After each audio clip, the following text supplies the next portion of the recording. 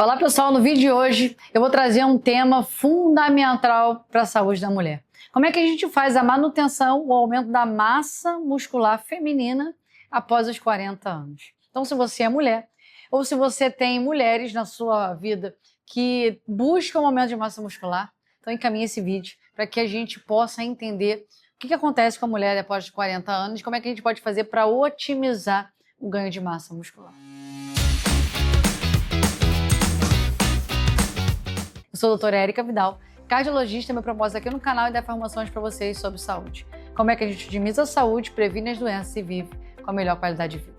Aqui no canal, vídeos todas as terças e quintas às 18h30 com conteúdo relevante sobre saúde. Falo bastante sobre saúde, falo também sobre doença e também muito sobre exercício. Então, se você tem interesse sobre esses assuntos, não deixe de se inscrever no canal, ative as notificações e eu conto com vocês para compartilhar o conteúdo. Que essas informações sejam consideradas como relevantes e que cada vez mais pessoas consigam ter acesso a essas informações. Se você quer saber um pouquinho mais que a doutora Érica Vidal, tem aqui a descrição do meu site com bastante informação sobre toda a minha formação. Se você tem dúvidas, eu sou cardiologista aqui no Rio de Janeiro e tenho um propósito de promover saúde e prevenir doenças. Esse que é o propósito aqui do canal. Então, se você não está inscrito, se inscreva e vem com a gente na jornada da vida saudável.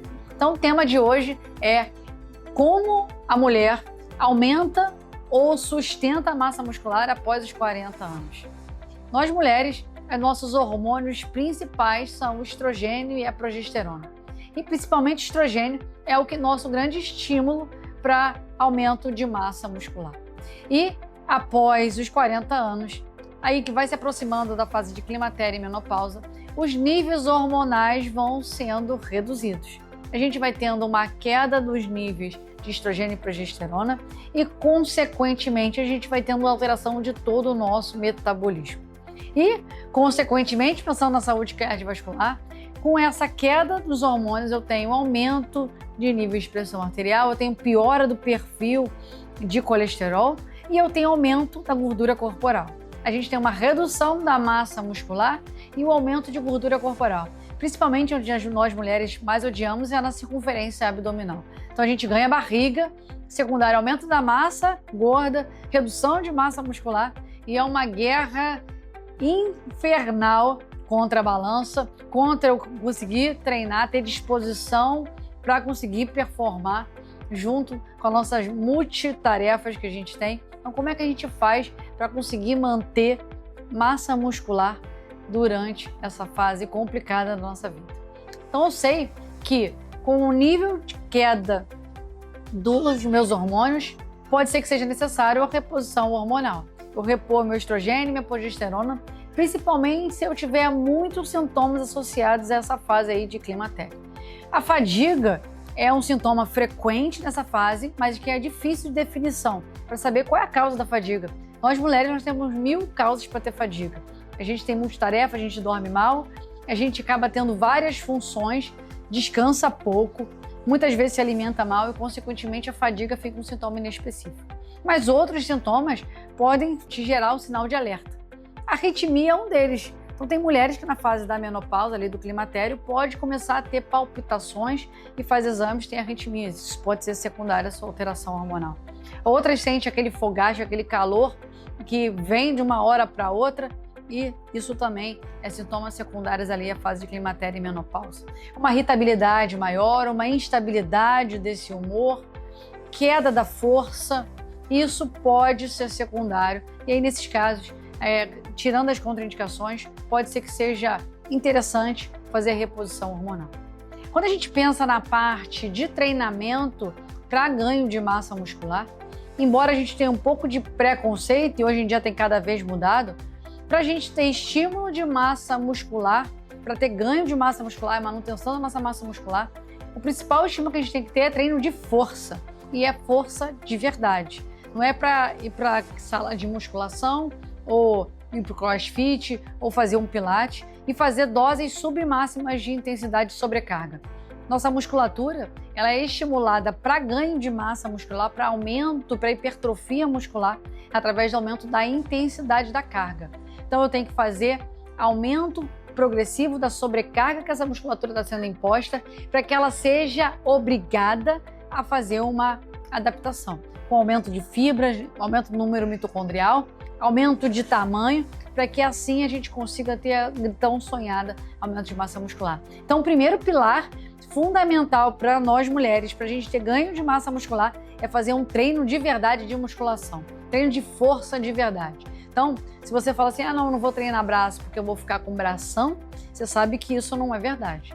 Se você tem um braço e você vai treinar a sua musculação, você não vai ficar com aquele braço de fisiculturista só pelo fato de estar pegando pesada com o braço. Pelo contrário, as mulheres que fazem treino de força sem os aditivos, sem os anabolizantes, sem a reposição de testosterona, você vai ganhar massa muscular e seu braço vai ficar mais fino, porque você vai reduzir a gordura, vai ganhar músculo, a densidade do músculo é muito menor do que a da gordura, então teu braço vai ficar mais fino, mais torneado e, consequentemente, isso esteticamente vai ficar melhor. Então, se você quer ganhar massa muscular, manter sua massa muscular após a menopausa, treino de força é fundamental, respeitando a sobrecarga. Então não é treino fofo, não é treino tranquilo, então você tem que fazer treino com cargas progressivas. Então não precisa pegar cargas que você não aguenta, mas com orientação do educador físico ele pode aumentar a sobrecarga sem ter que aumentar tanto a quantidade de peso. Isso ser suficiente e adequado para você ter o seu ganho de massa muscular. A segunda preocupação que a gente precisa ter para manter nossa massa muscular é em relação à nossa alimentação.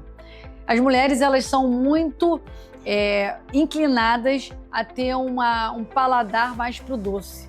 Então elas preferem muitas vezes carboidratos simples que vão tratar ali, vão ter uma ação nos seus níveis de estresse e de ansiedade e que isso não vai estar favorecendo o seu ganho de massa muscular. Então cuidado com a alimentação é fundamental. Ter uma distribuição alimentar, não esquecendo da dose de proteína diária para que você tenha também os nutrientes necessários, o substrato necessário para fazer ganho de massa muscular.